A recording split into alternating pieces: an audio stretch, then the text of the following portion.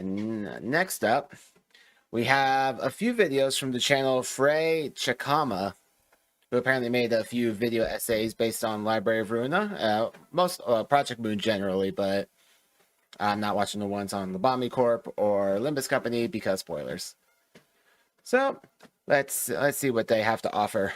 Look, I know this is the city, but if you're going to run a company of trained line artists, you would think there'd be some measures in place to keep them alive. But as it happens, the Shi Association, specifically the southern branches, are managed by a faceless fool that only kept his job because of a blue hobo into architectural vor. That sentence sounds insane on the surface, but somehow what a description. all of it is true, and dozens of fixers suffered for it. And now that we're probably 30 seconds into the video, it's my pleasure to tell you that today, we're diving into the Shi, the city's own association of assassination, their culture, their abilities, and how one man's desperate grab for power utterly fucked them all over.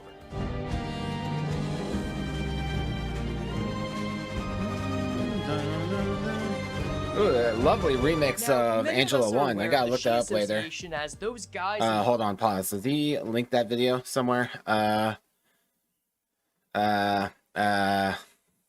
you. I'm gonna load that up. Just in case that's it. I'll look it up later. Limbus and LOR that get stronger the closer they are to death. And while that's true, what I personally found interesting about them is that this iconic gimmick shouldn't exist. Not that it's badly designed or anything, I actually really like playing against it in LOR, but because all of these skills only developed because of the Shi's management making choices that go against their own principles. So that begs the question, what are those principles? Going from the Shi Association Fixer's credenza page, being an organization that is familiar with dealing death, hey, Peach, welcome back. Code of honor is to treat every person equally, as the weight of death is equal for everyone. The page goes on to say that no matter the target or the client, as long as they're paid, the Shi will take on the job without judgment and with discretion. And while a part of this is absolutely for the sake of keeping the business afloat, a significant number of the fixers in the Shi Association hold this sense of equality in high regard. The best example of this being the Shi fixers from Library of Ruina, Tenma, Valentine, and Eugen. We only get one reception cutscene with them, but even that's enough to tell a full story of the struggle they're dealing with. Every association is split into 4 quadrants, north, east, south, and west. And the Shi's South Branch manager, Thelma, has been sending endless jobs their way. More specifically, these are urban nightmare jobs that would typically take a week each to finish, and nearly a half dozen were just dealt to Eugen's team, Section 2, in only 10 days. This caused many of her team's fixers to die, and the 3 here to suffer from extreme exhaustion and injuries without any time to recover. By now, the team knows that no matter how well they handle these jobs, another one will immediately be sent to replace it until all of them are dead. A large reason for this is because Eugen has been investigating Argalia, also known as the Blue Reverberation, one of the most noteworthy figures in the city, who's been recruiting powerful people to his side. And what she's found suggests that he's planning something destructive that she intends to bring to the head. However, Argalia has also befriended Thelma by ensuring that he keeps his position as the manager of the southern branch. And to repay that kindness, he asks Thelma to have the Shi take out some hand-picked targets. As a result of that, and Thelma knowing that Eugen was investigating him and the Blue Reverberation, an avalanche of orders came their way, leading to where we are now. But Eugen has a plan. One of the groups Argalia has recruited is the Musicians of Bremen, whose book was recently left at the library, one of her assigned targets. If she and her team can take down the library and retrieve the book, they can find out what he's up to and a way to stop Argalia before the entire team is obliterated. So with this staunch conviction, Eugen, Valentine, and Tenma head into the library, hoping this next push will be their last. And they were right. Yeah. Rip. Now, as unprecedented as it is for someone to die in the library, we should still take stock of their strategy while they were mid-fight, because this shows an interesting divide in the Shi's identity. I mentioned earlier that the Shi was known especially for their skills that get more powerful the further they're pushed into a corner. In Library of Ruina, they get pages that increase their power at low health, passives that grant more light after using it all up, and a fatigue passive that gives members of the Shi more power as their allies fall. Each of these, both in name and gameplay are based on exhaustion, self-damaging, and overexerting themselves while finding power through this. These also represent different obstacles that the Shis had to deal with under Thelma's onslaught of work. But why does this matter? Duh, if the team's been dragged through the dirt in the story, their gameplay is gonna match that. But that's the thing. This isn't all the Shi is. Both in Tenma's combat pages and key page story, she focuses on using speed to become more powerful. Valentine's the patron saint of singular strike and extreme edge. And Eugen's got a little page some people might know about called Boundary of Death. None of these are abilities that have to do with exhaustion and are all distinct in their own ways. And hell, if we drag in the Limbus IDs for a second, they follow a similar pattern. Dawn prioritizes getting speed up to become more powerful, and Ishmael has a healing mechanic on crit. Shi Heathcliff is the only one that leans solely into the low HP gimmick, which is weird, because I thought there'd have been something noteworthy to say about using this ID. Oh well. Either way, we can safely say the vast majority of the named Shi units have more varied skill sets. And the reason this is important is because these skill sets are what the Shi fixers were originally meant to use. The art book mentions that the Shi's practice emphasizes efficient means of killing, finding weak points, and executing plans promptly, which all of these strategies embody. So if that's the case, all of the desperate skills that the fixers adopted during this deluge of work were learned on the fly by being adaptable. And to me, that just makes Eugen, Valentine, and Tenma all the more impressive and likable. They weren't just a trio of fixers trying to get out from under a corrupt system puppeted by a madman, but were able to keep a steady head and remember what's really important despite everything Thelma put them through. Which also means it's a shame that none of this worked out, but there is at least one silver lining. Thelma is dead! Yeah, our faceless offender ended up falling into Argalia's trap by not taking down the library. Oh, yeah, that's right. That was one of the targets on his list. There's some consequences! Bozo was taken out to the back streets of District 23, flayed up, and left to rot for the sweepers. So fixers, feathers, and fingers? We got him! This man's not gonna hurt anyone ever again, and the Shi can go back to normal. Wow. And the Shi can go back to normal. About that. And the Shi can go back to normal. And the Shi... Okay, look. We don't get a ton from the Shi's uptie cutscenes in comparison to other Limbus IDs, but Shi Ishmael's gives us enough to tell that the other Shi sections are getting shafted too. Now, to be fair, it's unclear if the events here take place at the same time as the events in LOR, or if they're in the present, since uptie stories don't always take place at the same point in time. So if we assume that this did take place during Thelma's reign, this makes sense. But if we assume that this takes place around the time of Limbus Company, that changes a lot. Because it's not like these guys are Valpurgis IDs and represent the LOR characters. These guys are from Section 5, not Section 2. And while I do have to mention 5 is just an upside down too. After Shren got her sideways tattoo, Ishmael clarified that the Section 5 and 6 southern branches were amateurs. In Library of Ruina, there was a whole other section that got wiped out before Eugen's story even began. And if these IDs aren't amateurs, that's every reason they would focus on learning skills based on what they're dealing with right now. And if you're thinking, Frey, haven't you lost the plot of it?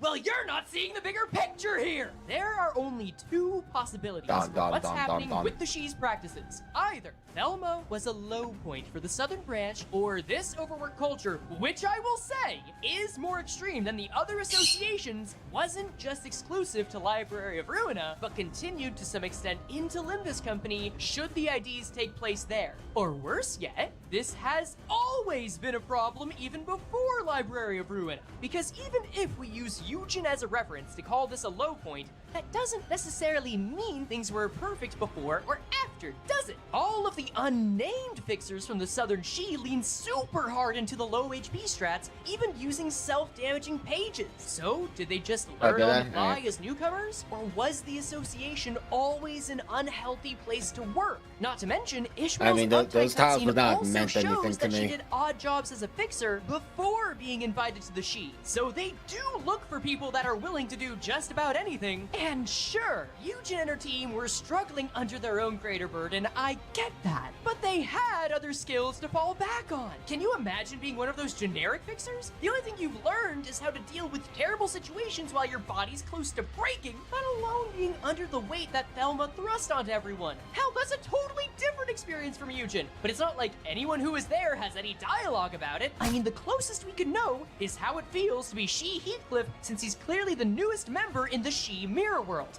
But his cutscene doesn't say much else than that. So how the fuck can I get the perspective of someone that's intimately familiar with these self-damaging methods, also knows what it's like to throw yourself into seemingly impossible odds for what could be an endless amount of time to know what it's like? You're asking me to find one of the world's ultimate masochists! Frey, eat a Snickers. You're not you when you're hungry.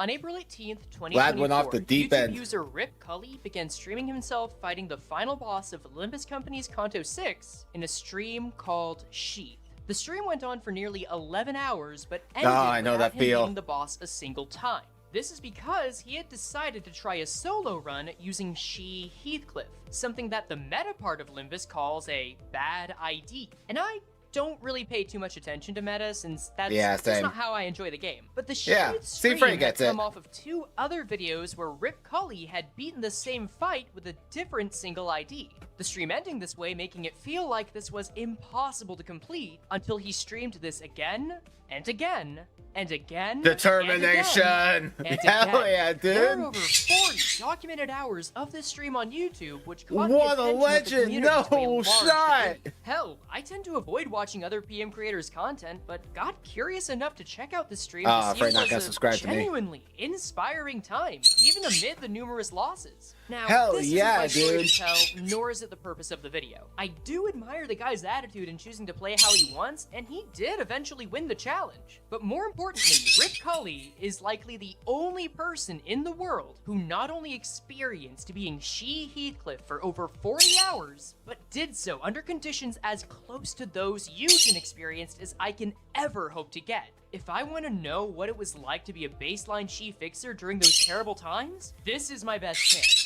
So Yeah, after getting his probably. permission, I asked him a few Here's questions the about his situation. time during the challenge. All right, that's Cully enough. No more explained that yelling. during the entire ordeal, he knew that Shi Heath would stay under the 50% HP boundary of death, never having to wonder what it'd be like to deal with not getting the low health buffs the ID sports. And while there was a moment during the run that required him wrangling dogs out of his control, look, if you know, you know. Cully saw the whole thing as inevitable, knowing that luck may not have been on his side, but he could take as many shots as he needed to eventually make the kill. And lastly, he mentioned that the best way he was able to keep going was to think of how close his next shot would be to finishing, how fun it was to improve, and not wanting to disappoint those cheering him on. And well, that last that's the answer way to doesn't do it, translate man. well to actually being a one-strike assassin like the Shi encourages, but I guess that's what I get for trying to make streaming poetic. Regardless, what I saw from this was that as Shi Heathcliff, you're balancing both playing the long game and keeping yourself up just for that tiny extra bit longer to make it pay off. The focus is beyond the single fight, but keeping yourself in a state of tension and anticipation to be at your best. Put differently, you accept that things I could aren't never gonna be ever applicable do for you that, man. anytime Just like soon, that but kind they of will later determination, on. man. You just don't know The when 40 that later the is. And as a 40 coping hours worth of mechanism, attempts. I'm not that's sure I could fine. do that. I've done that. But as a workplace culture, holy shit, that is MLM levels of manipulative. What all? So if you're thinking of getting a job at the Shi Association, you're already walking the boundary of death, because there's at least a 1 in 4 chance that the office you join will slowly kill you. Best case scenario, Thelma was the only blip on an otherwise proud company motto. Worst case, they were just the straw that broke the camel's back. Either way, the Shi never deserved Eugen's team, and considering that she's Kim Ji-hoon's favorite guest, odds are we'll see her again someday. But in the meantime, Eugen! I just hope she's out there updating her LinkedIn profile and talking shit to her heart's content.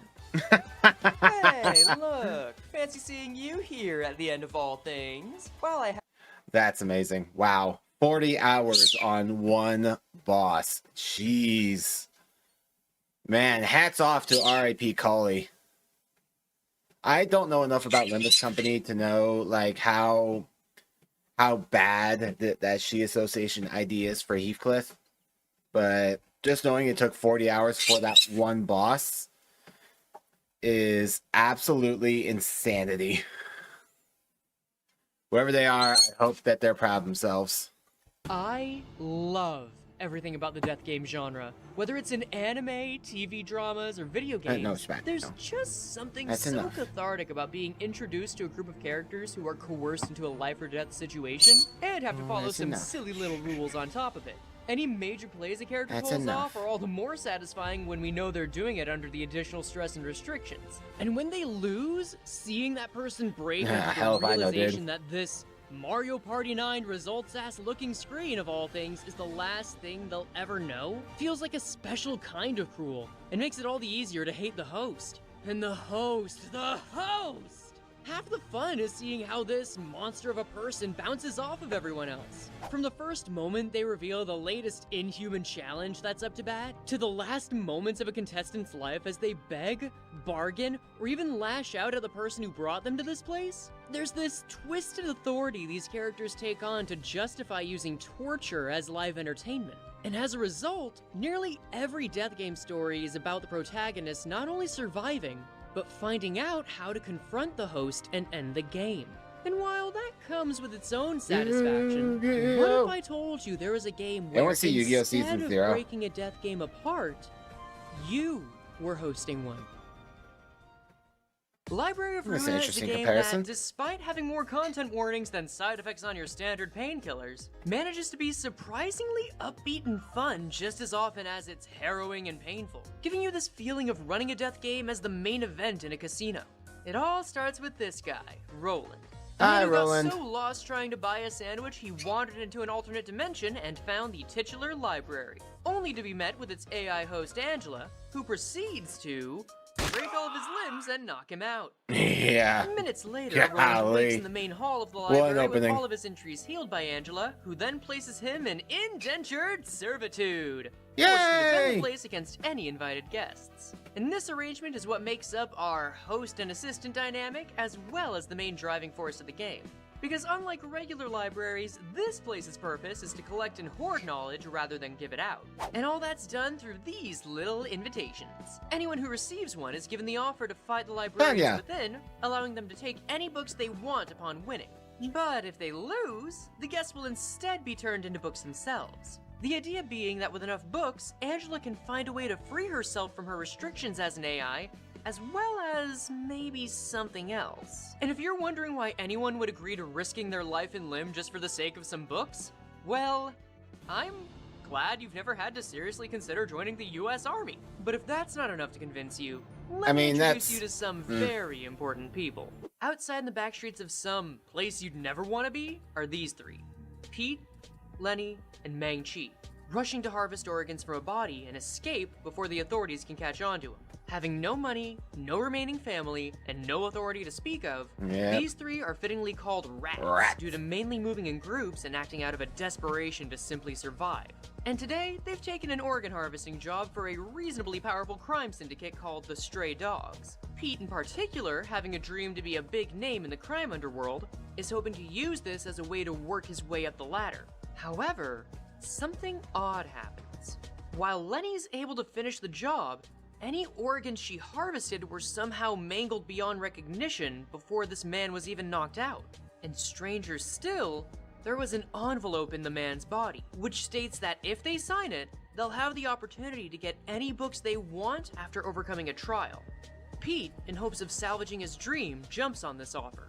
Mang-Chi and Lenny, while not as hopeful, are aware they're as good as dead if they come back empty-handed, and agree to sign as well. Which means at this moment, the rats have become the first guests of the library. Given a last chance to survive and rebuild their lives, they enter its brightly lit halls, prepare their weapons, and meet Roland on the battleground. All that remains is for Pete to overcome this single lost man, his team rising to the occasion as he... Wrecked. There's apparently an achievement for beating like one of the syndicates with the Pete key page. Library of Ruina.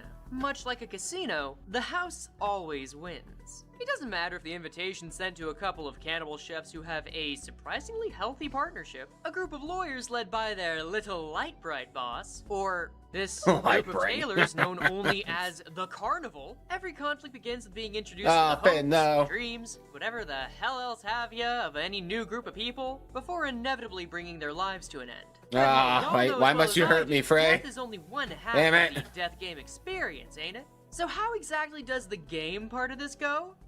Well, let me ask you something. Why play a game with only dice or cards when you could have both?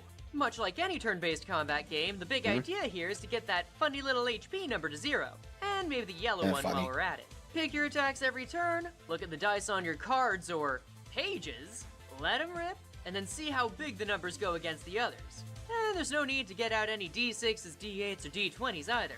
A D 1 to 2, 3 to 7, or 2 to 5 will do the job too. It's just as simple as that. Well, okay. Maybe there is a little more to the combat. You see, every fighter has a resource called Light that they use to pay for pages, which limits how much output you can use each turn. Oh, and after every fight, you can have an Alabama barbecue and burn the books of your opponents, which will allow you to take their pages and stats. Some fights are against these eldritch abominations called abnormalities, which lie inside the library and are these puzzle battles that'll reward you with additional forbidden powers. Every attack also has a move type, which some characters are either weak to or strong against. After the first few fights, you'll start to get more librarians to back you up too. Every time you clash with an enemy, you'll get an emotion coin, which allows you to refill your light quickly once you get enough. If you fill up everyone's emotion levels enough, you'll get abnormality pages that can power up a librarian of your choice. Eventually, enemies will come by being able to use multiple attacks per turn. You will meet Phillip. Some pages have the ability to paralyze, burn, or bleed the target on hit. Over time, you'll unlock more floors of the library, each with their own abnormality pages as the game continues on. You will meet Phillip. Later, you'll not only take the moves and forms of your guests, but mix and match their passive abilities as well. Mass attacks allow you to attack all enemies at once, but are first used against you when fighting the Queen of Hatred. You will meet Phillip, the Mountain of Smiling Bodies.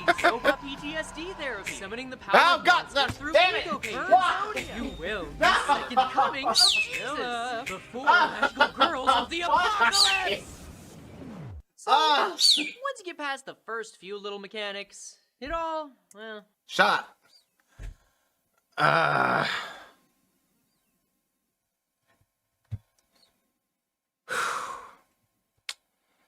Okay. Everything is fine.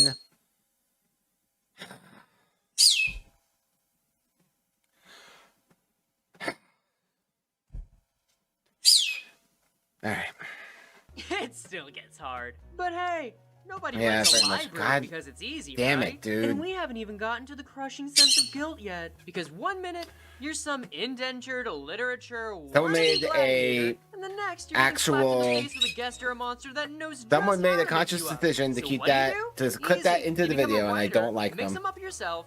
Win, I hope rinse, that when they repeat, and go turn to it heat into up a their gotcha tea, game. they forget it in the And microwave for like 2 while, days and it seeing gets a all new invitation moldy. becomes just as much about testing your Yeah, new I'm fine. silly little pages as it is inspiring some first edition obituaries. And it gets even more interesting with many people coming to the library not out of hope or desperation, but simply out of revenge for the ones you already took from them. Every We will single avenge the cake one stealer. increasing the notoriety and bounty on this entire place for more people to try and take it You will down. meet Phillip. Which again means new books, new fights, and new stories. Ad infinitum, baby! And as the human wave Just for like 3 or 4 months. Even the strongest of fighters, you eventually have to ask yourself the question, is this really consent? Are so many people truly enthralled by what the library has to offer? I asked that same question. I was like, I don't really consider this free will, but not that I believe in free will in the first place, but yeah, they're definitely manipulating doing it. Is it even your business to try and find that out when you're still trying to survive yourself? You've got your own problems. That's that, and this is this. No matter how many times it happens. And if that's the case, well, why don't we just have some fun filling up the shelves? What's the worst that could happen?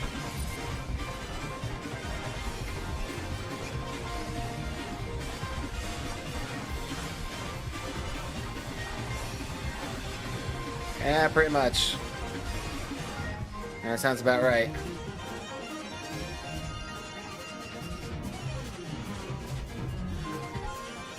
My first time noticing Oswald in the intro. Library of Ruina is a game with fantastic music, intricate combat, and characters given so much detail that it feels like such a shame for them to Finn. meet their end. And because of that, expect to see more videos out about the city and those that live in it sometime soon. If you haven't already seen it, there's one that recently came out about my personal favorite story, Lovetown. So if you feel like there just isn't enough content that talks about these characters, please, feel free to let me know in the comments what character, setting, or story you'd like to see. Hell, you could even see it early by joining my Patreon. But until then, goons, have fun cracking some spines. Make sure to like the subscribe button, and I'll catch you later. Why you gotta do me like that? Okay, let's see. Lovetown is an existential nightmare. Ain't that the truth? If I chop you up in a meat grinder, and the only thing that comes out that's left of you is your eyeball, you're probably dead. But what? Well, yeah. Looks like we're talking about the Anyone warp train familiar today. with the end of death scenario in the SDP Foundation? The Warp Train story, also known as Lovetown, has gotta be one of my favorite pieces of lore from the Project Moon franchise. But it's also of the most gruesome, gory, and existentially terrifying stories they've ever told. If you're not on board for that, well, here's your stop. If you are, though, then I've just got one question for you. If I offered to take you anywhere you wanted in 10 seconds, and you knew for sure that it would work without issue, would you take my offer? Because if so, then you'd be like many customers of the Warp Train, a magnificent piece of technology made possible by W Corp Singularity, one of the 26 major inventions that keep the city running. And just as you'd expect, not only is this train useful for getting around the metropolis nearly as large as South Korea, but it's so popular that passes cost an arm and a leg. Hell, make it 2 if you ride first class. But what we're interested in is exactly how it works, and more importantly, what happens when it doesn't. And to do that, let's look into the events of one particular trip. Tommy and Mary are a young couple on their way to take a vacation and manage to save up just enough to afford their first warp train ride. Tommy, being the more cautious of the two, is nervous about the safety of the train. But Mary, knowing that people take it for work every day, comforts him, saying that everything's going to be alright. And without any trouble, they make it onto the train and buckle into one of the 10 seats that are in their car. Soon after, the train starts, and a warning's given that the doors will be locked shut during the trip, preventing anyone from getting out. This is especially important because W Corp has access to tools that are capable of creating portals to separate dimensions. As such, opening the door on this train will cause disastrous effects to those inside, much like being on an airplane. And it's by sending all 30 cars of the train through that space that they're able to bypass any conventional traffic and reach the end destination in a matter of 10 seconds. But then 10 seconds pass and nothing changes. And okay, maybe it's not quite I don't remember, does the as train have a advertised. conductor or is it automated? Handy tagline, but you know, the burgers on TV never look as good as the ones you actually get, right? Let's just give it a little longer. And then an hour passes. No changes. Not even any announcement or sign of something being broken. Just complete silence minus the whirring of the train's engine. Something has to be wrong, but being unable to open the doors, nobody can do anything but wait. So the passengers keep waiting for 6 hours, 10 hours, and by 17 hours, nearly everyone has cut their seatbelts to start walking around, still getting no signs of what's going on. The only thing that's changed is that Tommy, Mary, and everyone around them are clearly scared and on edge, as the idea of them being trapped on this train is starting to feel more like a reality. The only question on everyone's mind being, how much longer will this last? Thousands of years. The 31-hour mark, which feels absurd. If you were missing for that long, someone would start to wonder if you had been kidnapped. But despite that, and everyone being scared, there's a new question that's come to the forefront. When is the last time that I ate? And more importantly, why don't I feel hungry? Because at this point, with not only how much time has passed, but how stressed everyone's been, the idea of starving should have crossed someone's mind. Yet, while all of the passengers are clearly trapped, nobody here is feeling the negative effects of either hunger or thirst. With so much to process and so little answers, this becomes too much for poor little Tommy to take, causing him to pass out for 3 entire days. And when he wakes up, he's greeted not only by Mary, but 2 other passengers, Elena and Jae-hyun. a nurse and doctor that both have taken the train before without issue and are trying to make sense of the situation. While everyone's in agreement that W Corp has some explaining to do, they all agree that the fact that nobody needs to eat or do anything that comes afterward means the best they can do is keep waiting for help. Doing so for another few days before one passenger makes a discovery that irreversibly shakes everyone aboard. In the next car over, a man, manic from being trapped in a train car for over 2 weeks, has decided to slit his neck for everyone to see. But instead of dying, his head still dangles from his torso, the neck barely holding on. More disturbing still, his blood never fully separated from his body. Fair. So it insisted on staying as your one, discretion is appreciated, albeit. Frey. And to the horror of the onlookers, he's not just still alive, but he can still talk, despite feeling in as much pain as one normally would from these kinds of injuries. Not great. Oh, look at this. Oh, I'm not a fan of that. My neck is Yeah, barely dangling. Yeah, that's a voice acting right there. Alive. Distraught, Man. the other passengers do the only thing they can. And Props to the close voice the actor, man but I in one hate of the you. back carriages. And as the news spreads Don't like over the way next you day, sound. Gonna be a real with handful you, of man. Others inflicted similar wounds on themselves in a desperate attempt to cope with the uncertainty and suffocating passage of time by feeling anything, even if it's pain. This new development once again begging the question, how much longer will this last? Millennia. By now, Car 7, the one containing Tommy, Mary, Elena, and Jae-hyun, has become the center of a support network actively working to keep all of the unharmed passengers safe and calm. Due to their bedside manner, everyone in Car 7 and many nearby cars have stayed strong despite the attempted unaliving population now filling the 5 cars in the back of the train. So, you know, at least there's a group keeping order on the train, right? Yep. Just keeps getting worse. Man, this was so hard to Things watch. have changed. While cars 5 through 15 are still banding together to keep everyone sane, the cars beyond 15 are now entirely composed of injured, massacred, and nearly unrecognizable bodies getting through every moment using pain. Only this time, it's not by choice. Over the past 2 months, the self-afflicting passengers have decided to not only revel in their own pain, but to attack and mutilate the unharmed passengers, tearing them apart and playing with them like toys, causing 10 cars to have fallen during this time. As a result, this has caused a war to break out between the warped passengers and the ones clinging onto hope, barricading the doors with luggage and using makeshift weapons to defend themselves. However, due to the way the train works, one side has a clear advantage. While there may technically be infinite time on the train, the amount of conflict, injury, and stress of being trapped has taken a mental toll on everyone. And as that time has gotten longer, that toll's only gotten greater. So while nobody is able to die, anybody that is injured, either by themselves or by someone else, is going to feel much more of that strain every moment until they too reach their breaking point, effectively joining the afflicted mob. And as a result, putting an even greater strain on the remaining passengers.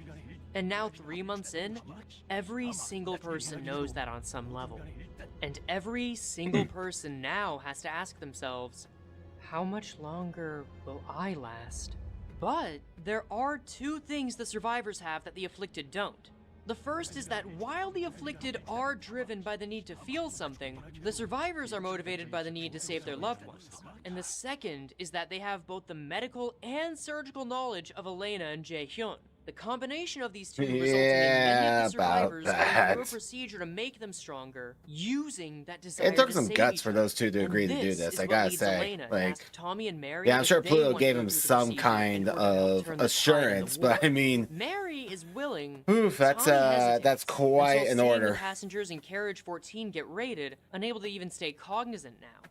And 113 days into this ride, he agrees, if only to make sure the same thing doesn't happen to Mary. Day 120 comes, and the procedure is complete. It's unclear what's become of them, but Tommy and Mary can now feel each other's heartbeats, suggesting that somehow their bodies have been merged. 30 days later, Yep. Tommy and Mary are called to fight to help keep Carriage 10 safe. Now merged to the point of speaking in unison, Jae-hyun tells them that their affection will give them the power they need to continue fighting for as long as necessary. and he promises that this will be enough to turn the tide of the war quickly. Just keeps getting worse. Like, every time I saw that number go up, I would just dive inside. Like, oh, come on, how? How do we keep getting more and more?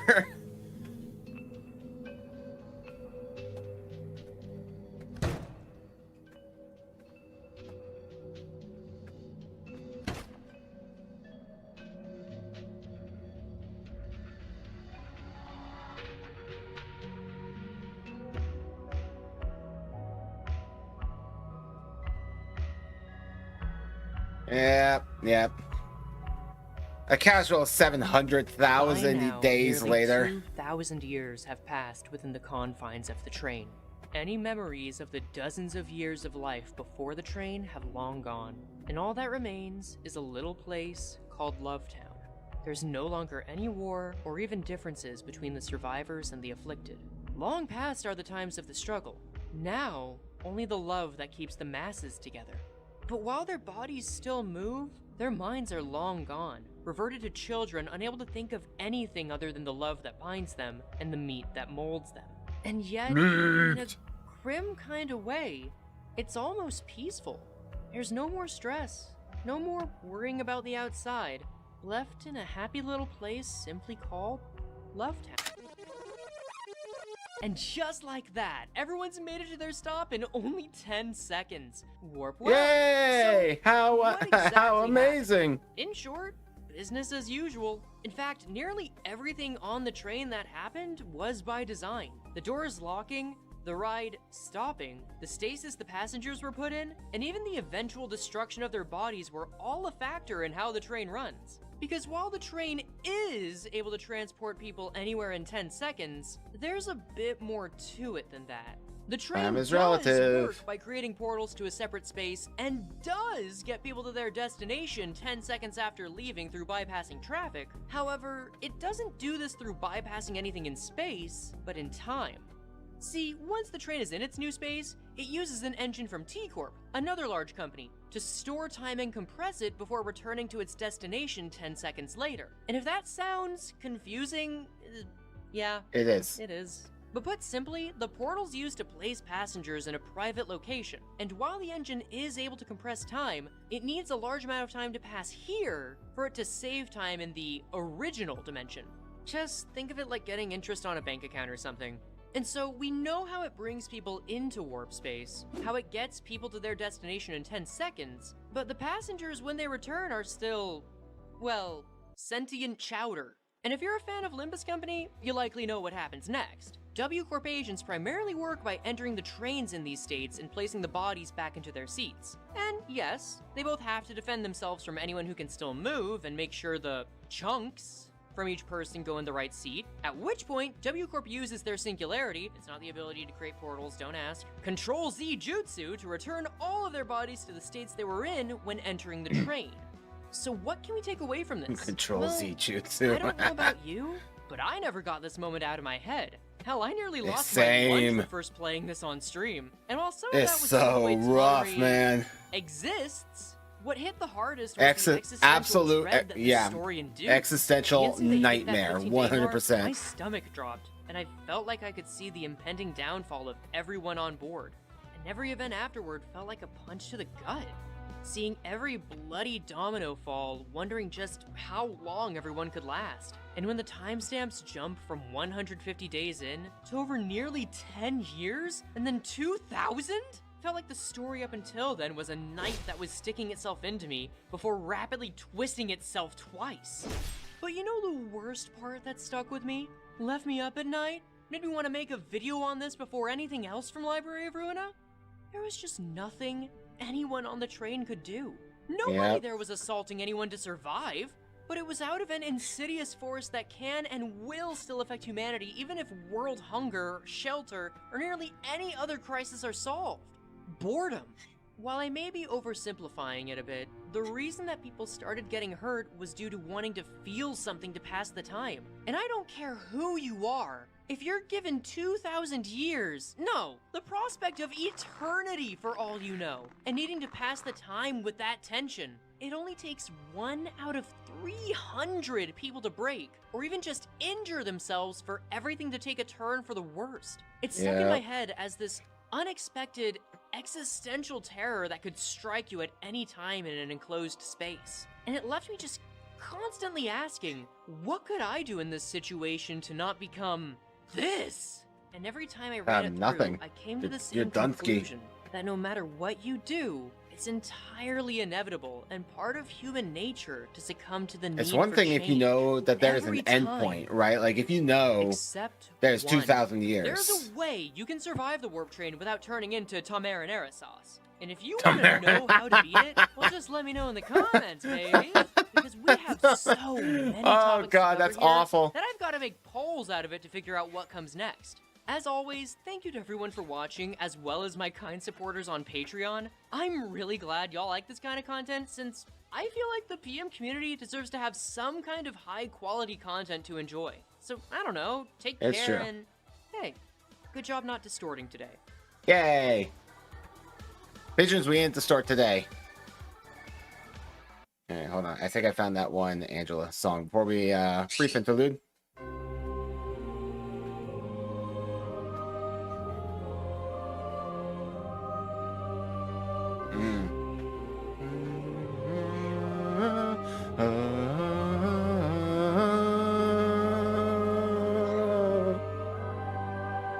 This is good.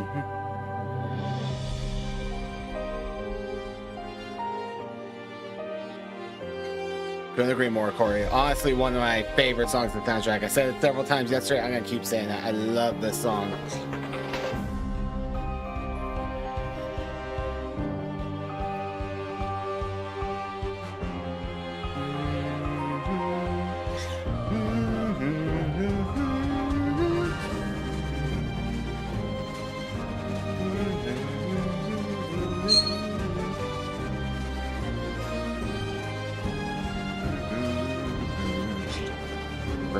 Pretty good. This is by Everything Fantasy, by the way. If you're digging this one like I am.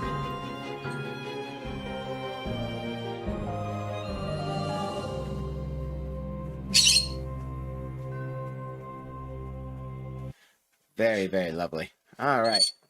All right, next Frey video. Let's not kid ourselves. The Unwanted Hero. As fun as it is to make fun of Philip, none of us are gonna fare much better in his shoes. And to those who take issue with that, go ahead, leave a comment. Because that's a great way to convince people you're a badass.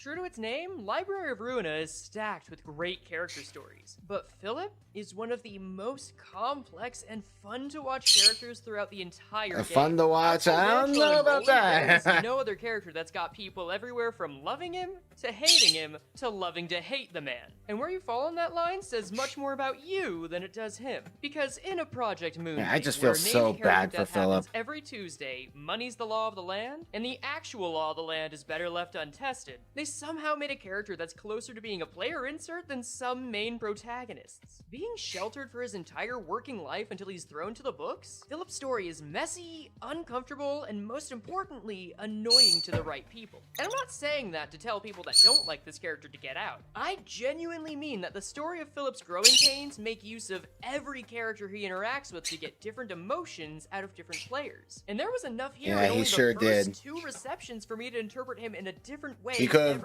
have been the real hero. Last Walpurgis Night giving us an ID that covers these 2 receptions, what better time than now to throw this baby boy into the limelight? Wait, is there a Philip ID in Libas? Excuse me? Of Philip.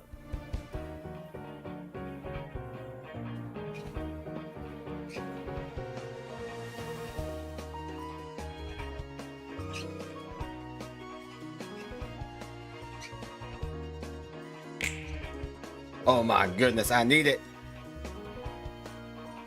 Now, for those who noticed that I specifically said Philip's rise, there's a reason for that. Since this guy has one of the longest stories in all of Library of Ruina, I'm breaking this up into 2 parts. This first one's going to be everything we see from Philip up through the Urban Plague section of the game. While that might sound small, this gives us a full 3-act story without dragging its feet. And it all starts with the Dawn office. Dawn office starts in one of the more comfortable looking settings out of any LOR. Oh, and it's for Sinclair? Yes. Serving tea to his superior and mentor, Oh, Silver. Salvador, while he Silverheart not following me on Twitch. Just Thanks, happens Silver. that he's Appreciate reading you. about his old friend and a past guest, Not using Twitch yet, but we'll get there. Walter, who recently died.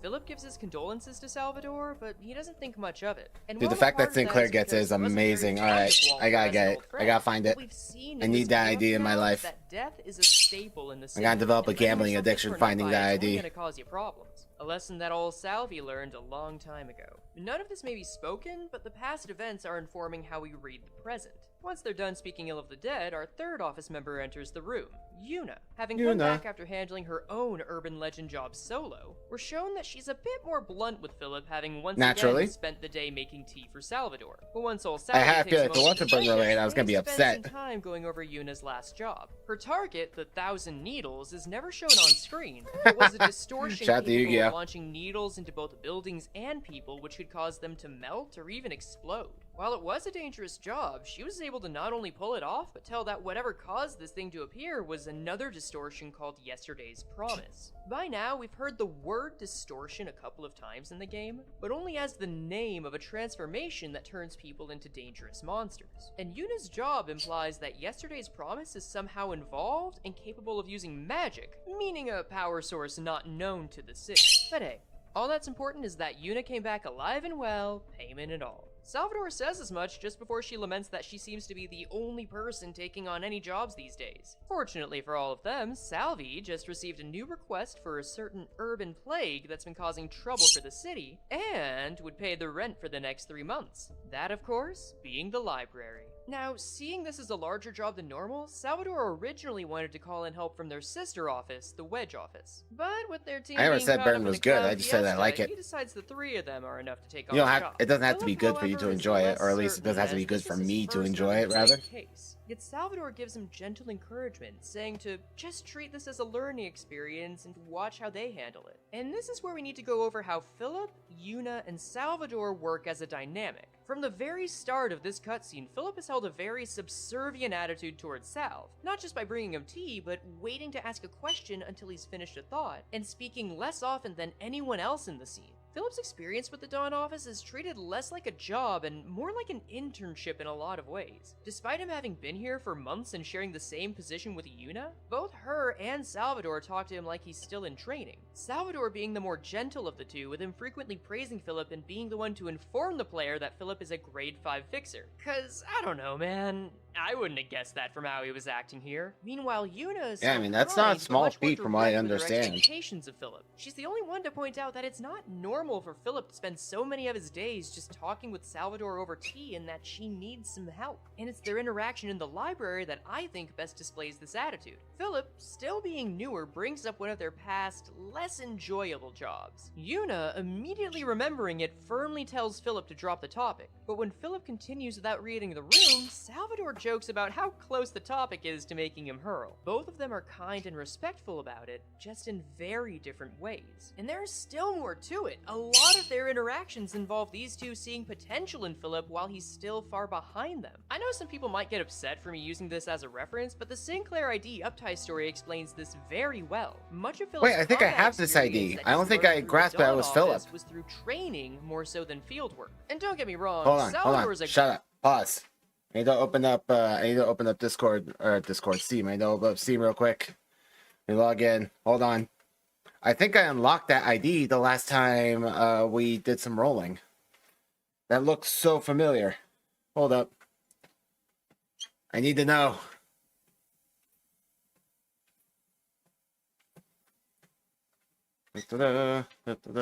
Quickly. Library. Limbus Company. Start. Go. I must know.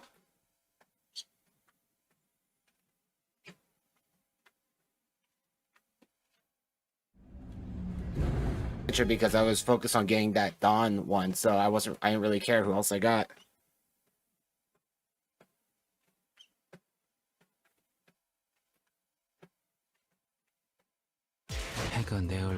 Sinners. Yes. Maybe I didn't. You know, I bet I saw it in like the preview thing.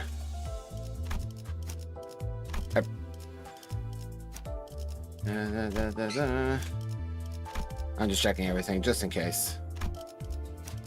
Dum.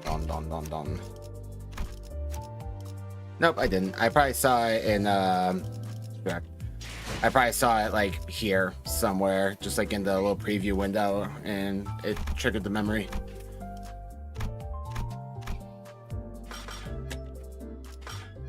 Oh well. Curiosity satisfied. Okay, don't have it.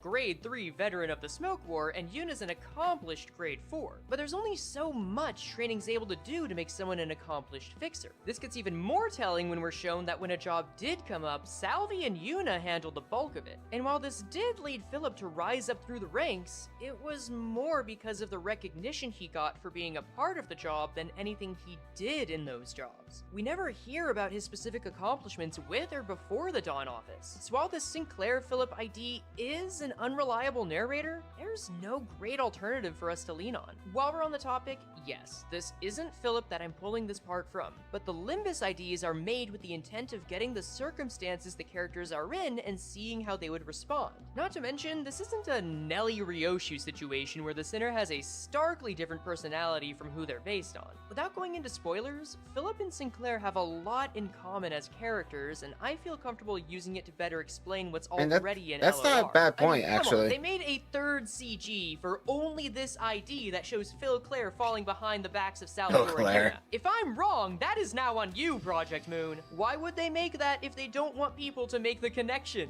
All that to say is Yuna and Salvador see Philip as a potential man in his own right, who still needs to be given the proper tools before he's ready. But Philip sees this in a very different light. Again, the Phil Claire CG should tell you everything you need to know. He's had mostly simulated experiences with his work and doesn't have the confidence or tact that comes with the real thing. So even though he's consistently given reassurance from his comrades, that's not going to replace any actual proof of his competence. Also, he has a crush on Yuna, and when I factor this part into all of the rest of the story, Philip now gives me the energy of a nice guy. Not a nice guy TM, but someone who's generally well-adjusted and happens to use Reddit. Smart in some ways, a little naive, but just get the sense that if they ever came into actual issues, they're not gonna stay that way. But well, Philip's got a chance to prove himself for real now. And with 2 above-average fixers by his side, party plans afterward, and a passion to do right by him, he readies his weapon and stands tall against the library before doing something incredible. Flee! He runs away. The next shot we see of Philip is of him. Yeah, I very likely saw it from the dispense window. The game quickly makes it clear that this is the Wedge office, which the Dawn office is close to. My mistake. Was close to. In the last battle, while Philip made it out alive, both Salvador and Yuna had fallen. And while this isn't the first time someone has run from a library fight in the game, this reception was the first time a guest was actively encouraged to run by their teammates. Both Yuna and Salvador have several lines in their combat dialogue either telling Philip to run or just worrying about him even as they start to fall. Philip, for his part, is also increasingly weighed down by his doubts as the fight tilts further and further against him. So naturally, he runs. And just as naturally, he runs to the only group of people who would take him in, the Wedge office. It's here we immediately see Philip sharing the news of what happened to 2 fixers of the office, Pamela and Pamela. They both give him some advice on how to move on, but are generally unfazed by his loss. As always, this is the business they work in, so to them, all you can do is tell yourself whatever you need to hear to keep going. And here is where Oscar steps in. As both the operator of the office and a friend of Salvador, he takes Oscar an interest doesn't in Philip's mince words. loss, I appreciate but it's that. not in the way Philip hopes. See, the Wedge office is excellent in any job that involves analyzing their opponent's movements and hitting them where it hurts. Unfortunately for them, the clown fiesta they were taking on earlier was a distortion called the 8 o'clock circus. And as Oscar says in his key page, there was no specific pattern to their attacks, and it was akin to watching an erratic circus of lunacy. So once a lion bit into Pamela's body and killed her, they decided to call it a day and let some suspicious lady with a pipe follow the rest of the clown posse. Oh, and Pamela got better, don't worry. They had life insurance, so she got a copy of Pamela's body soon afterward. But all of this means that the Wedge office has every reason to want to know more about the distortion phenomenon. And since there are reports that the library is related to it in some way, Oscar asks Philip what he knows about the matter. But Philip's, going through it. All he can say is that he hasn't experienced it and starts spiraling as he thinks about what happened to Yuna and Salvador. To which Oscar quickly says, that doesn't help. He tries to redirect Philip back to the task at hand, but Philip's not at all in a state to talk business. All he can really think about is how to get their books back and take down the library. So, since Salvador and Oscar are old friends, of course the rational thing to do is to ask for help. At first, Oscar isn't thrilled about the idea, but once Philip mentions he's been too torn up to break the news to Salvy's wife and kid, he lets him tag along to their own raid on the library. However, Oscar makes it clear this is out of more convenience than fondness. While he holds a lot of respect for Salvador, the same doesn't apply to Philip. And perhaps as a way to prevent him from asking later, he tells Philip that he'd never want a person like him to join his office. And this is where Philip's pain is on full display. No longer able to hide behind those that supported him, he's being carried by his grief and the thought of repaying Yuna and Salvador for their kindness by retrieving their books. He may also be thinking they could be saved with life insurance from Pamela's example, but don't quote me on that one. Hearing Oscar's dismissal, he goes on a whole diatribe about how everyone says being connected is such a naive and unclassy thing to do and asks, why?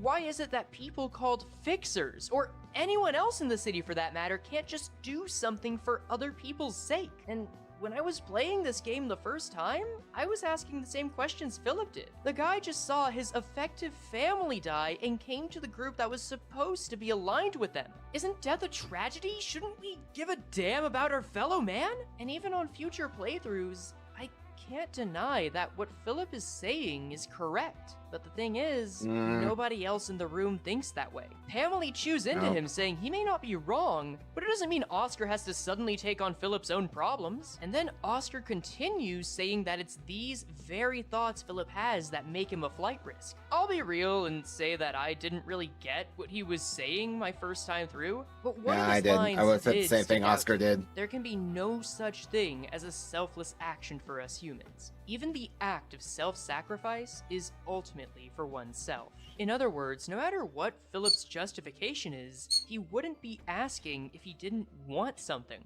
And this is enough to shut Philip down and get him to make preparations to face the library once again. As they arrive, Philip's much more reserved than before, reading the room a bit better and processing everything he's learned until now. And with this new experience and the help of the Wedge office, it's time to find out just how much he's learned from his experience with Pamela.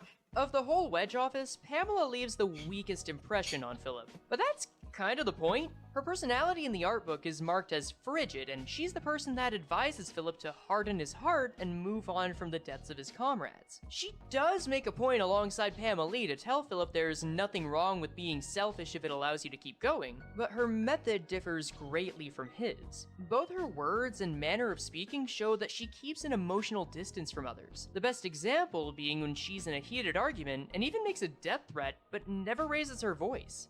아니다. 그냥 이번에는 어떤 방법으로든 복구할 수 없게 죽어버리는 게 낫겠다. And I really like the contrast that shows, especially when compared to Pamela. These two are usually lumped together, and it's easy to see why. Their names, their battle styles, and even their bodies are nearly identical. But Pamela gets much more involved with Philip than her counterpart. When Philip vents about his near-death experience, Pamela makes it a point to ask him if he thinks their deaths were his fault. And Philip, being who he is, says yes. If he was stronger, wiser, or braver, then this would have never happened. And Pamela responds by saying, okay, then it's your fault, before rephrasing back what he had already said. The first time I read this cutscene, it felt like a cruel taunt, but I started appreciating it more on my second and third read-throughs, because there are two reasons Pamela is saying this. Alright, let's resume. I should be at about the same point that you guys paused at. I watched the end of the VOD. The first is to help Philip break out of his hesitation. She's playing the role of anything from a therapist to an auto shop worker. She saw he had a problem, asked where the problem was, and said, well, all right. You know the problem, so you know what to do now, right? Their little exchange was to get Philip to think in more practical terms. And the second reason comes in with what she says afterward. When something happens, all you gotta do is make up reasons that are convenient to you, no? Again, it's a pretty blunt call-out that would be out of line in any other setting, but in Project Moon, she means this at face value, since she thinks that Philip is better off having some answer to run with to solve the problem. She knows that if he focuses on his grief, that he'll go around in circles again. Now, Yep. I'm not really convinced that she cares enough to really want Philip to succeed. I more think she feels obligated to help a colleague and is more annoyed by his blubbering. But considering that she herself recently went through a near-death experience and got a new body not even a day earlier, she would know a thing or two. There's a bit more that Pamela adds to the equation too. To talk about that though, we'll need to take a closer look at Oscar. In many ways, Oscar is the Wedge Office. Pamela and Pamela have their own purpose in the story, but this man was designed from the ground up to drive the point of this reception home. And yes, I do mean that even how his character is drawn feeds into this. Let's compare this design to that of his good friend Salvador. As I've said before, Salvador is a person with very gentle features. Closed, cheerful eyes, a gentle voice, Cheerful and a eyes, mustache my that brother in just Christ, his eyes are closed. screams, "Grandpa's home!" Hey, future Frey note, I'm now realizing this section is going to feed into making both of these characters sound like gilfs, and I'm just gonna embrace enabling the hag lovers, because if I don't, some artists I know might actually hold me at gunpoint, so have fun, guys. You Hey, can tell from both B-boomers, this let's and the go! way the Dawn Office's own CG is set up that Salvador was designed as a man meant to be a comforting parental presence, which is exactly what he was to Millennials Philip. are And literally a then grandpa we have generation right Oscar. now. If Salv is planning to have Philip home by 11, then he's the guy that Philip calls daddy, and it's not just because of the leather. His face is covered by his eye patch and hat, his entire pirate getup makes him look both formal Yarr. and dangerous, and unlike Salvador, who keeps his weapon sheathed, Oscar's giant-ass spear is put directly in front of him. He's not a violent or aggressive man, but he's a professional that doesn't want to waste time on people's baggage. Hell, the CG with the weapons lined on the my walls and internet the lives fact that again. Pamela Always and Pamela inconvenient are shown timing. to regularly argue show that this isn't a place for a family business. This is a fixer office, first and foremost. And the point of the Wedge Office is to show that Philip, as their colleague, is being held to the same standard as every other fixer. He's not going to be coddled here. So when Oscar breaks up the other two and asks Philip about what he saw in the library, the only natural response for him after getting an unhelpful answer is, that doesn't help. Oscar invited Philip into his place after one of their fixers technically died, and Philip cannot provide any assistance. Worse yet, Philip is drawing the conversation back to his own woes, which is just not polite. But still, when it becomes clear that Philip isn't going to talk on Oscar's terms, Oscar starts meeting Philip at his level, because even though he has standards, he isn't heartless. And when he hears that Salvador told Philip to look for help from the Wedge Office, he complains, but he doesn't fight against it out of a respect for their bond. But since Oscar is someone that doesn't like to mince words, he makes it clear that even if they are helping now, someone like Philip doesn't have a place in his office. And if some of you are wondering why I'm taking so much time to revisit this cutscene, this exchange is why. I said earlier that Philip's pain is on full display here, which it is. On top of his loss, he's being consistently challenged hours later by the people he thought would support him. We get why he's suffering and where he's coming from. But to everyone else, this little tantrum in their place of business is asking why people can't lay down their lives for a greater cause. So of course Pamela's gonna call him insufferable. Yet it's Oscar who drives a greater point home, which hit perfectly on the second read-through. I won't even paraphrase this one. You must be sincerely believing that your actions are for others, that you are different from all the other unkind and selfish denizens of the city, thinking that you're fighting for some higher cause. But know that those are in fact entirely selfish thoughts. It's the most dangerous kind of selfishness. You deceive yourself into thinking you're selfless. There can be no such thing as a selfless action for us humans. Even the act of self-sacrifice is ultimately for oneself.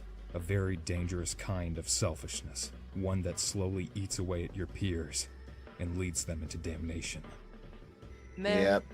God, I what wish can someone you had even been there say to to tell me that? that like And what 20 I years love ago. about I this wouldn't have is that listened, Oscar's but pulling from I a would have at real least life had that to philosophy fall with back a on. perfect name for this story: psychological egoism. Essentially, it's just as Oscar said. Every action we take as people is informed by our self-interest, no matter how generous it may seem. There's an analogy I really like that's used with this philosophy that involves a person who's being driven by a carriage and passes by a farm where two baby pigs are drowning in mud. The carriage is a good ways away from the pigs, but it's impossible for anyone in it to ignore the loud squealing and crying. So the man riding in the carriage asks the driver to stop and steps out to save the pigs, making sure they're away from the mud. Once they're safe, he gets back into the carriage so they can continue. The driver then tells him, "That was very kind of you, making the effort to save their lives." But the man says, I wasn't being kind at all, but if I had to hear their squealing in my ears any longer, I would never get any peace." And that's the whole idea. Also, quick shout out to ethical egoism. I don't like it. Ethical egoism sounds similar, but would tell you Ethical it's immoral to egoism. save the pigs. It's lame, and people mix it up with the good ones, so I wanted to catch that real quick. There's my ethics hot take for the video. Ethical egoism bad. You are free to cancel me and send the head to my doorstep in the comments. Oh, Whether no. you're saving some pigs, helping out a coworker, or perhaps donating to a charity, you're doing it because you want something.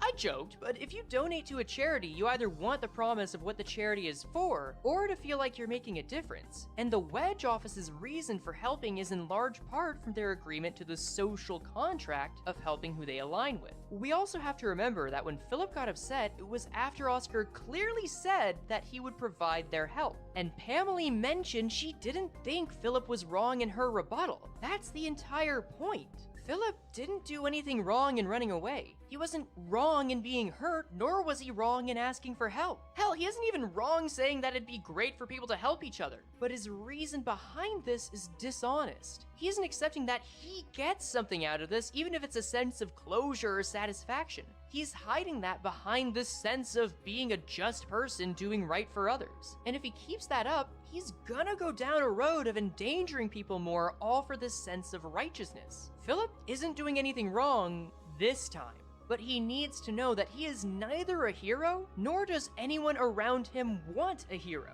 And while they're nowhere near as nice with him as the Dawn office was, the Wedge office is still being pretty gentle when getting that point across. That's why I don't think Oscar is really threatening Philip when he says, "I'll stab you as soon as I determine you're getting in our way." It's the same energy as telling your friend you'll say something if they get annoying, while still expecting them to do their part. And now we return to Philip doing exactly that. As he sees his comrades around him yet again fall one by one, his confidence wavers, until once again, he runs. Blee! But this time, he stops. Philip is alone. Alone with his thoughts, alone with his shame. The worst outcome has happened once again. And once again, his thoughts race with familiar questions. How long am I going to keep hiding behind others? What could I have changed if I stood with them? Did they actually want me to stay? He cycles through each thought and everything that's led him to yet another moment of defeat. He did what his master wanted. He followed his wishes and got help, thinking this time, he could see this fight to the end. But when the moment came, Philip had a choice. Does he stick to his guns? Or does he let himself, a selfless man, die here? But what selfless person brings his fellow man to certain death over and over? The Sinclair ID even saying that there was a chance this version would ask an association for help, starting the cycle over again. That there's still a chance if he's alive, said a vile and selfish person. It all begins to connect for Philip. His constant way of convincing himself he's just, his sense of righteousness emboldening him to call others to his aid, and his true desires lying just beneath it. He was right. I was the most selfish and dangerous person. What's interesting about this part of the story is that the LOR Philip and Limbus Phil Claire differ quite a bit. In the Uptie story, Phil Claire is clearly being approached by Carmen, and like with many similar stories, she encourages Phil Claire to close his heart to everyone else. But in Library of Ruina, even if we know by now that Carmen is in this cutscene, There's no mention of her whatsoever, and yet the mention of closing his heart to everyone else is similar to what Pamela had said earlier on. Is that a coincidence? Probably. But what isn't is how Philip responds to that idea. I don't want to embellish my motives by saying it's for others. I was doing it all for me. For me, who's feeling sadder than anyone. And then, he rises to his feet. At his front, a sword pulsing with searing heat. Behind him, a waxen wing, impossibly keeping its shape while emanating molten energy. No one's going to cry on my behalf, even if I'm sad. If I must carry this emotion, if I can't get rid of it, if I have to repeat this cycle of sinking into the swamp of despair and then thinking whatever comforts me, then I'll take the path of getting back on my feet with this sadness instead. Because it's what I must do. For the third time, the curtain rises. A temple takes shape around the actors, and the drums bellow with a raging force. Philip stands strong, his sword raised. Up until now, the librarians have controlled this arena, but not anymore. His signature passion is now ignited, scorching his combatants. His shield stoking the flames every time he's struck, not being used And out then of he loses the hesitation, bleed, lol. but calculation. With only a half-manifested ego, he maintains the balance and readies to strike. Both his sword and the battlefield, now imbued with every emotion the library has collected, positions itself with a single blazing strike. Philip is here, and he has met the challenge.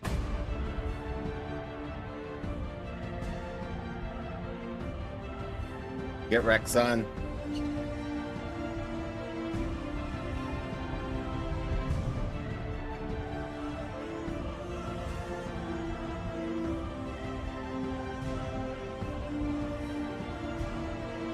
And yet, even as the flames he spreads still wear away at the librarians, and the stage becomes as molten as his wax, there's only one way this story can end. And just like all of the guests so far, and every single ally that he's lost along the way, Philip too meets his end. Lol. Oscar, you soft son of a bitch! Yo, thanks for sticking around for the outro. I knew this video was coming out later than any of us hoped, and felt like it may as well cover everything feasibly possible about this boy. If you're watching this soon after it comes out though, make sure to check out the near dozen different streams we have in store for the Absolute Pride Resonance fundraiser. I hate to see it. I'm glad to see that fundraiser did well.